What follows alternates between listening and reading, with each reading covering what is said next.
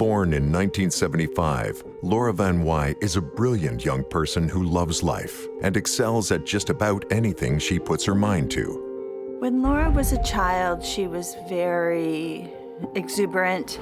She had her hands in just about everything. She loved animals, she loved dance, theater. Laura was extremely unique. She had her own sense of everything. She was very funny and had a goofy sense of humor as well. Growing up in Iowa City, Iowa, Laura's intelligence sets her apart at a young age. Her standardized testing was beyond belief. She was just off the charts.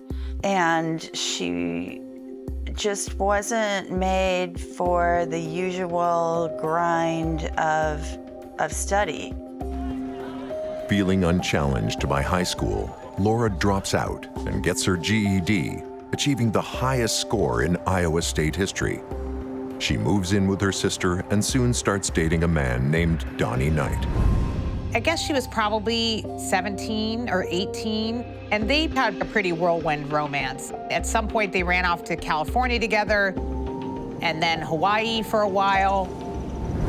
Laura and Donnie's relationship is bumpy, but they keep getting back together. At 19, she becomes pregnant. Her relationship with Donnie wasn't very stable at that point, but she really wanted to have the baby, and she did. In 1995, she has a son named Samson. She was so over the moon about Samson when he was born. She was the most devoted mother that you could ever imagine. Soon after Samson is born, Laura and Donnie's relationship ends, seemingly for the last time. Laura moves in with her mother in Iowa City. In the fall of 1996, Laura celebrates her 21st birthday. A few days later, on October 25th, her ex-boyfriend Donnie's family throws a party at their home in Bonaparte, Iowa. So Donnie picks up Laura at her mother's house in the afternoon, and they drive to Bonaparte. They arrive at Donnie's parents' home around 7:30 p.m. Shortly after 11, Laura and her 14-month-old son leave with Donnie's sister and brother-in-law, Sarah and Tony Bergman, to spend the night at their trailer in nearby Cahokia. They got to the trailer in Cahokia, and they decided to set up a bed on the floor of the trailer for Laura to sleep in with Samson and their older daughter. Tony goes to bed.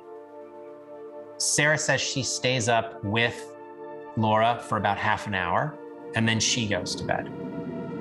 When Sarah gets up at 6:50 the next morning, Laura is gone. She comes out to the living room of the trailer, and she sees, first of all, no Laura, and she does see Samson, and she describes quite vividly Samson's naked bottom. Samson's not wearing a diaper. Sarah stays behind and gets the kids ready while Tony goes to try to track down Laura. So he goes to IDGO, which is a convenience store gas station a few blocks from their house, and he asks if anybody's seen Laura. No one has. He goes to his parents' house, and a cousin of his is over at the house and tells him, hey, I was just listening to the radio, and apparently they found a girl by the side of the road. The girl is spotted on a local highway at 1:50 a.m. by a trucker who notices something strange on the side of the road. He stops and dials 911. Police arrive at 2 a.m. and find a woman lying on her side, unresponsive but still alive. Emergency responders rush her to the hospital, but she dies 3 hours later. When Tony gets to the police station at 9 that morning, he sees a full description of the victim. And what jumps out at him about this description is that it describes a black satin jacket with Mike Sanders Masonry written on the back. Tony knows immediately that that's his jacket, and he says, I think the person you found is Laura Van Wyhe. Tony tells police that the jacket had been hanging in his closet the day before. He and Sarah head straight to the morgue to identify the body. It's Laura. Samson's father, Donnie, drives to Iowa City later that morning to deliver the devastating news to Laura's mother. When he walked in, I said, "What's wrong?" And he said, just flat out, "Laura is dead." And my reaction was, that's impossible. I had just seen her and now she's dead. You know, my mind could not accept that. It appears she's been hit by a vehicle, given where she's found. But from the beginning, officers sense something is off. It was the impression of the most experienced officer on the scene from the get-go that it was not a hit and run.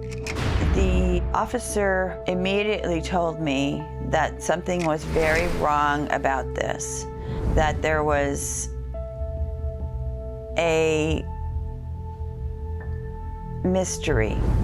The scene didn't look like what we would call a typical traffic accident.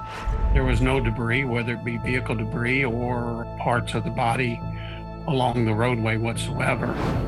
One of the first things police notice is that Laura is wearing an extra layer of clothing over her own. So she's wearing size 16 burgundy sweatpants, which I don't think those were hers, and this black satin jacket, which we know isn't hers. She's found with her left hand lightly grasping a bottle, a sip-top bottle. There's a baby blanket stuffed under her jacket. There is also a folded paper plate with rice on it. And then in her right jacket pocket, Laura was left-handed, but in her right pocket, there is an open pocket knife. As police try to make sense of the strange scene, they receive some potential leads from the public. A mechanic in another town calls the police and says, "I've got a car here that looks like it hit a person. There's blood on it, its fender's all dented up." But investigators quickly determine the driver hit a deer. Then, a tip comes in from a hospital worker about a patient who visited the emergency room the morning Laura died. The owner of a local radio station, he shows up in the emergency room with a serious stab wound in his leg. The doctors stitch him up, but the police, knowing that Laura had a knife in her pocket at the time she was found, are clearly quite interested in this. Police interview him, but it's another dead end. Turns out to be just a coincidence. But it's a coincidence that takes up a lot of law enforcement time. Meanwhile, an autopsy reveals the brutal extent of Laura's injuries. The autopsy did find that she had died of blunt force trauma to the head and legs and massive blood loss. Investigators are stumped. If Laura lost so much blood, where is it? The jacket that she was wearing had no blood on it.